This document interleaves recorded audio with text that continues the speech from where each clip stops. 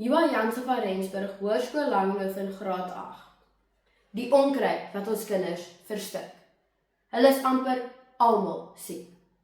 Volgens my maale neig dit al na COVID-getalle.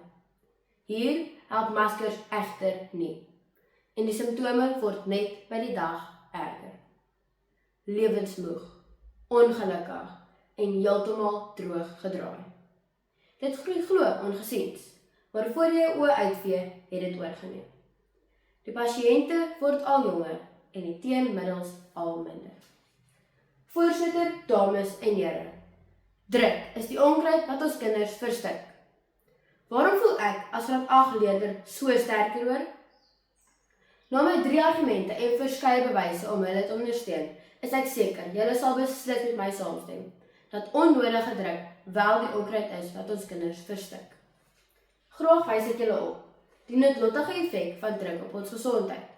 Hierdie verstikkende onkruid steek oral kop uit, en ons kindwees en kreatiwiteit bloot doodgedruk word. Wanneer jy vir 100 meter voluit hardloop, is dit opwindend en gesond. Maar probeer nou om vir daardie spoed vir kilometers, ure en selfs weke aan een te hardloop. Jou liggaam sal ingee. Die effek van konstante druk op ons gesondheid is niks minder as noodlottig nie. Navorsing deur die Alan J. Fletcher Sentrum vir Openbare Geestesgesondheid wys dat 50% van 15 tot 18-jariges en meer as 30% van kinders tussen 10 en 14 verhoogde vlakke van depressie beleef. Hierdie bewyse lees ek op die webtuiste van die Universiteit van Kaapstad, gedateer op 23 Oktober 2024. Die gemeene dele hier, voorsitter, konstante, onuithoubare druk. Die opvoedkundige sielkundige Jolene van Jaarsveld stem saam. In Vrouekeer van April 2020 verduidelik sy dat oormatige druk, depressie, angs en selfs 'n konstante gevoel van onveiligheid kweek. Dit, my liewe voorsitter, dames en here, is nie net in ons koppe nie. Die onkruid is fisies ook daar. Simptome sluit in naarheid, slaaploosheid en uiterse beierigheid. Glo my voorsitter, gisteraand se hoender is onskuldig. Daardie maagpyn se naam is angs, met die komplemente van druk. Druk het 'n noodlottige uitwerking op ons. Dit bring my by my tweede argument. 'n Veldbrand in die droë Franshoekberge, 'n vlieg by 'n Sondagmiddagbraai of kopluise in 'n kleuterskool. Wat het hulle in gemeen? Hulle versprei blits vandag en omring jou van alle kante af. Druk is presies so en steek oral kop uit. Ek luister onlangs na die potsending 'n ma met 'n mikrofoon van 18 Februarie 2026, waar joernalis Daniela van Heerden gesels met Henny Forster, sielkundige in die opvoedkunde van Johannesburg. Hy verduidelik wat ons eintlik almal weet, ons leef in 'n hoë spoed samelewing.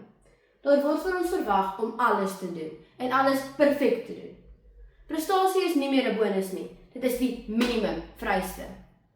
Kan ons minder saamstem met hierdie stelling? Beslis nie.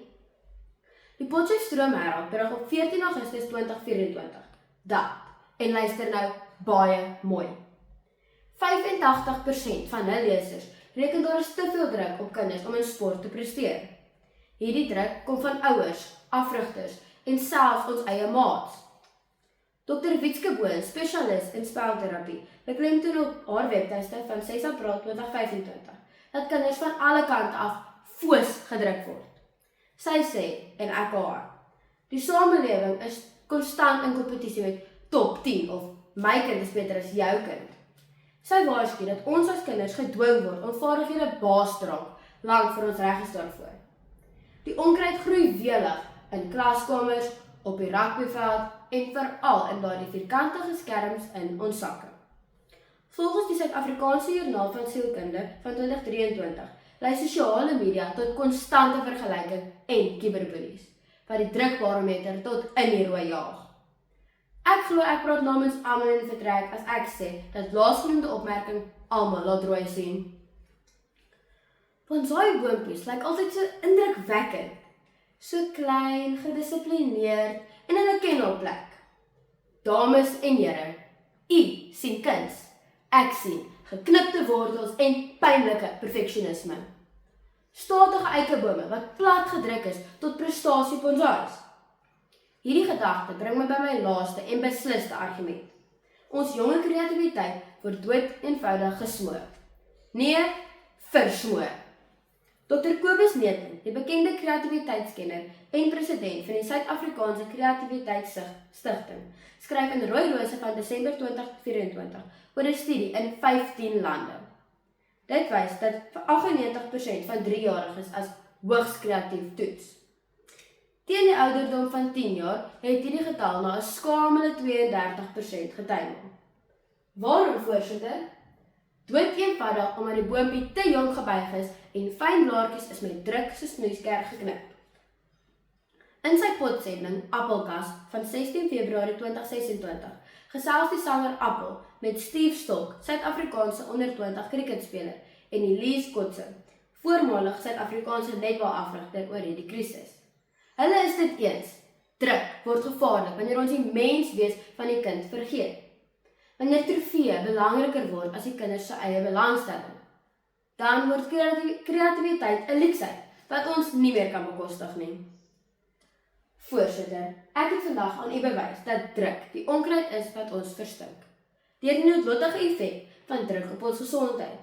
Hierdie verstikkende onkruid steek oral op uit en hoe ons kreatiwiteit en kindwees bloot doodgedruk word. Ek sluit af. Die skool gee deesdae vir jou 'n balkie as jy lank genoeg siek was van die spanning. Maskers van vroeër het nou in medaljes verander.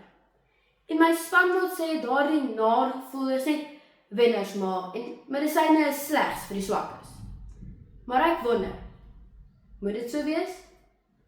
Ek hou maar aan en uit, want ek moet mos van druk hou.